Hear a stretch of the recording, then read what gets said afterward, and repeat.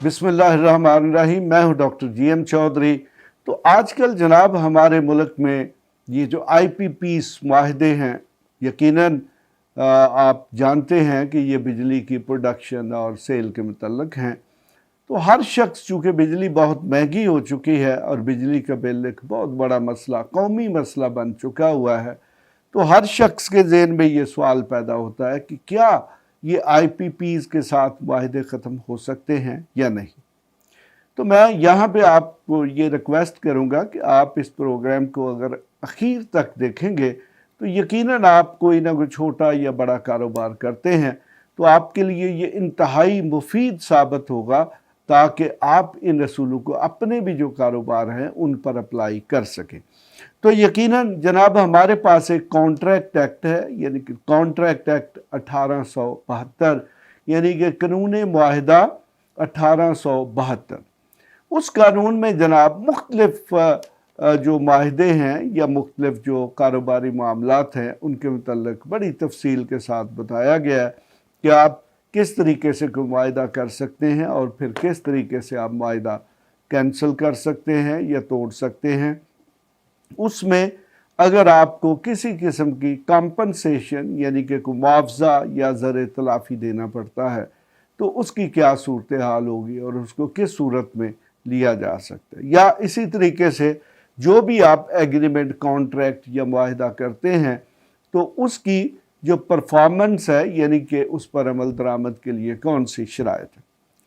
तो जनाब आज मैं आपको बताऊंगा कि ये कौन से वो माहदे हैं जो कानूनी तौर पर जिनकी पाबंदी वाजिब नहीं है, यानी कि जिनको हम वाइड एग्रीमेंट्स बोलते हैं। मैं इससे पहले भी एक प्रोग्राम कर चुका हूं जिसमें मैं आपको ये बता चुका हूं कि माहदे कैंसिल कैसे किए जा सकते हैं, तो आप उसको भी देख सकते हैं और यकीनन फिर आप उसी कंटिन्यूएशन में अगर इस प्रोग्राम को देखेंगे तो आपको बहुत मुफीद मालूमात मिलेंगी। तो जनाब हमारा जो कॉन्ट्रैक्ट एक्ट है 1872 का, उसमें ये मैं आपको बताता हूँ कि कौन कौन से मायदे हैं जो कानूनी तौर पर जिनकी पाबंदी वाजिब नहीं है, यानी जिनको हम वाइड एग्रीमेंट्स कहते हैं। जनाब उसमें सबसे पहला जो एग्रीमेंट है वो कहते हैं जी कि जिस एग्रीमेंट की कंसिडरेशन यानी कि मुआवजा या फिर उसका मकसद गैर कानूनी हो तो वो माहिदा जो है, चाहे तहरीरी हो गैर तहरीरी हो, उसकी पाबंदी वाजिब नहीं है। मसलन एक शख्स कहता है जी कि मैं गैम्बलिंग डैन यानी कि मैं जुए का अड्डा चलाऊंगा, और हमारे मुल्क में चूँकि जुआ खेलना जो है वो कानून के ख़िलाफ़ है, तो ऐसा मुआहिदा जो है उसकी पाबंदी आप पर वाजिब नहीं होगी।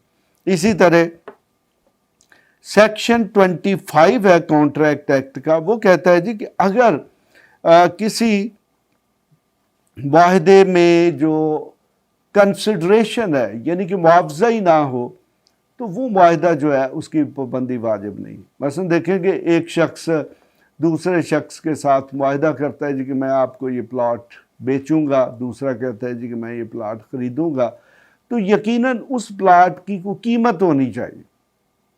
ज़रूरी नहीं कि वो कीमत रुपयों में हो, डॉलर में हो, पाउंड में हो, वो किसी सूरत में भी हो सकती है। मसलन आप किसी प्लाट को दूसरे प्लाट के साथ तब्दील भी कर सकते हैं, तो ऐसी सूरत में एक प्लाट की कीमत दूसरा प्लॉट होगा, अगर यानी कि उसकी करेंसी में कीमत नहीं है। तो अगर बिल्कुल कोई कीमत नहीं है तो फिर ऐसा एग्रीमेंट जो है वो भी वाइड होगा। फिर जनाब हमारे पास सेक्शन 26 है, उसमें ये कहा गया है कि agreements in restraint of marriage, यानी कि अगर कोई शख्स किसी को ये कहता है कि तुम सारी ज़िंदगी शादी ना करो तो मैं आपको फ़लाँ चीज़ दूंगा, तो ये एग्रीमेंट जो है जी दैट्स आल्सो वाइड, यानी कि इसकी पाबंदी लाजम नहीं है। फिर उसी तरह जनाब हमारे पास एक एग्रीमेंट आ जाता है कि agreements in restraint of trade, section 27 है कि अगर कोई शख्स किसी को ये कहता है कि आप कारोबार ना करें, आप कोई भी काम ना करें और मैं आपको उसके एवज़ ये चीज़ें दूंगा, तो कानून ऐसे मुआहदे को भी जो है तस्लीम नहीं करता। इसकी एक एक्सेप्शन है, यानी कि अगर आपने कोई पार्टनरशिप है, उसमें कोई गुडविल है, तो उसके एवज आप ये कोई शर्त रखते हैं जी कि हम चूँकि ये कारोबार कर रहे हैं तो अब आप सेम कारोबार सेम नाम से या किसी दूसरे नाम से नहीं कर सकते, तो वो रिस्ट्रेंट किया जा सकता है, वो पाबंदी लगाई जा सकती है। फिर जनाब हमारे पास जो नेक्स्ट एग्रीमेंट है जो वाइड है, वो है जी कि agreement in restraint of legal proceeding. हर शख्स का ये कानूनी हक है कि अगर उसके साथ किसी किस्म की कोई ज़्यादती होती है तो वो अदालतों को रजू कर सके। तो आप किसी शख्स के साथ कोई ऐसा मुआहदा नहीं कर सकते जिसमें उसको पाबंद करें कि आप अदालत को रजू नहीं करेंगे। ये हर शख्स का कानूनी हक भी है और आईनी हक भी है। फिर जनाब उसके बाद जो एग्रीमेंट आता है कि अगर किसी एग्रीमेंट में अनसर्टेनिटी है, यानी कि आपको ये पता ही नहीं है कि उसकी एग्जैक्ट हकीकत क्या है, तो वो एग्रीमेंट भी कानूनी तौर पर पाबंदी आयद नहीं करता।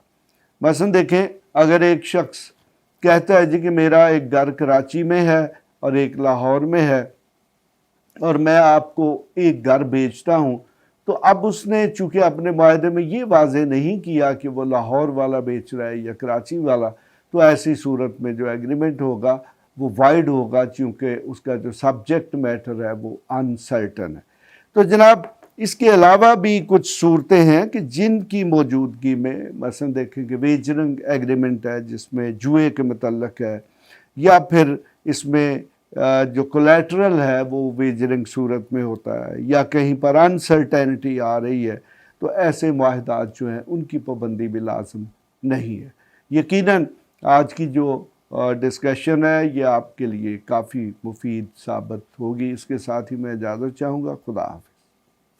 ऐसी मज़ीद वीडियोस देखने के लिए हमारे चैनल को सब्सक्राइब कर लें और बेल आइकन को ऑन कर लें ताकि आपको हर नई आने वाली वीडियो का नोटिफिकेशन मिलता रहे।